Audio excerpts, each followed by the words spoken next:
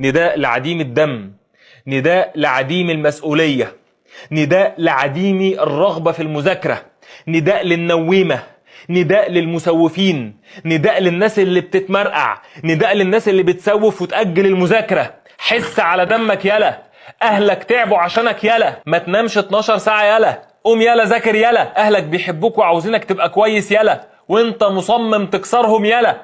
حس على دمك يلا، بطل دلع وذاكر يلا، امشي يلا، قوم يلا بقى يلا، فز يلا، قوم ذاكر يلا، امشي. ومش هتوصل لحاجة. يعني الشاطر اللي بيذاكر بس اقصر سيكه او احفزه وازقه واوديه وهيروح ان شاء الله، لكن اللي واقف اصلا مكانه وعايزك تيجي تزقه ده استحاله يتزق. لو عربيه انت بتزقها لازم هي اصلا تكون بتتحرك، لكن عربيه جايب المارشديه او مثلا شادت فرامل اليد وواقفه مكانها والسواق داس على الفرامل وانت بتزقها استحاله. فانت في ثانويه عامه وما بتذاكرش يبقى انت داس على الفرامل، مهما نزق فيك انت مكانك، اتحرك، ابدا، حس على دمك. شوف ابوك صرف عليك قد ايه وتعبوا عشانك قد ايه، واللي حصل في السنه كلها من ضغط نفسي عليك وعلى اهلك قد ايه. فلو انت لسه ما بتذاكرش، مش ما بداتش، ده اللي ما بداش ده قصته قصه، لكن اللي بيذاكر حتى نص نص ده ما عندوش دم. انا بتكلم جد والعزيز عليه يزعل.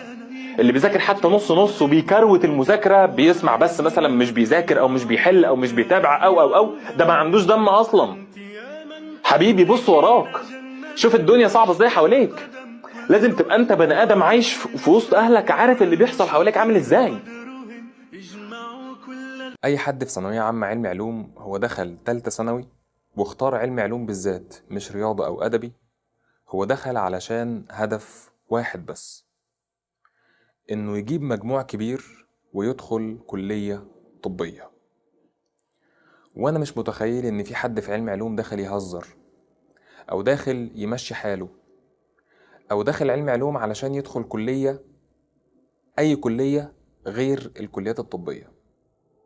بس في مشكله كبيره للاسف، معظم الطلاب في تالتة ثانوي مذاكرتهم للاسف ما تنفعش مع المجموع ده، ومش هتوديهم في حته بعيده، لان الامتحان للاسف ما بيجيش زي ما انت بتحلم. الامتحان فيه تريكات وفيه اسئله صعبه وفيه كمان مشكله كبيره جدا. طالب شاطر وبدأ السنه كويس جدا جدا جدا، شهر شهرين ثلاثه، ولكن زي ما تقول كده الخيبه حطت وما بقاش يذاكر وبقى يراكم وخاب على الاخر، وعنده اكتر من نص المنهج في كل المواد متراكم عليه، مش عارف يعمل فيه ايه. وتيجي تسأل الطالب ده مالك، يقولك اصلي فقدت الشغف. كلمني، حفزني، اتكلم معايا، نتكلم ونحفز ونحاول نرجع الشغف، بس برضو الطالب ده نايم في الخط. بس انا عمري ما يأست من اي طالب علم، ومؤمن تماما ان اي مجتهد له نصيب من اجتهاده، وبهمس في اذن كل اخواتي الصغيرين واكاد اجزم لك انك لو بدأت دلوقتي هتبقى احسن كتير جدا جدا وهتعمل حاجة كويسة.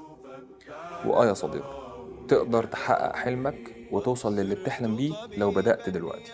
وعلشان كده هنحاول تاني وتالت وعاشر، بس المحاولة دي هي الأهم على الإطلاق.